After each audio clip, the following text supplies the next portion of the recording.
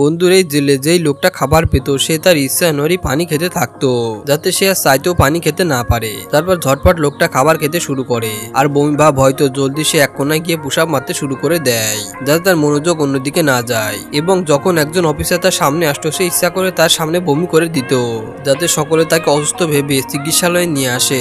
কিন্তু লোকটা আগেই কোনো প্ল্যান বানিয়ে রেখেছিল, তাই সে বেডে শুতে ডাক্তারকে পেট ব্যথার কথা জানায়। আর স্টাফ কোনো সন্দেহ না করে তাকে ওয়াশরুমে নেবার জন্য একজন পরিষ্কার করার লোককে পাঠায়। কিন্তু তারা কি জানতো এটাই তার প্ল্যান ছিল।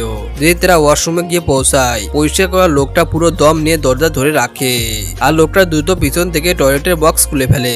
তারপর ভিতরে তাদের লুকিয়ে রাখা টুল বের করে আনে, আর দুজনে পাইপের রাস্তা দিয়ে বাইরে বেরিয়ে যায়। এবং আগেই ওই বক্সটিকে তারা ঠিকভাবে বন্ধ করে দেয়, যাতে কারো সন্দেহ না হয়। এরপর তারা একটি স্টোর রুমে পৌঁছায়, যেখানে তারা আগে থেকে মানুষ ফিট হতে পারে এমন খোলট বানিয়ে রেখেছিল, যেটাকে তারা গায়ের নিচে ট্রান্সপোর্টের সাথে ফিট করে দেয়। এবং তার মধ্যে দুজনে ঢুকে পড়ে। এবার তাদের রাস্তা সহজ ছিল, কিন্তু তখন একজন গার্ড চেকিং করতে চলে আসে, যে চারপাশে দেখেও ট্রেনে থাকা লোকগুলোকে খুঁজে পায় না। এরপর গাড়িটা যে পেট্রোল পাম্পে থামে, তার সেখান থেকে বেরিয়ে গাড়িতে ঢুকে পড়ে, যেটা আসলে সাধারণ কোনো জেল পালানো ছিল না।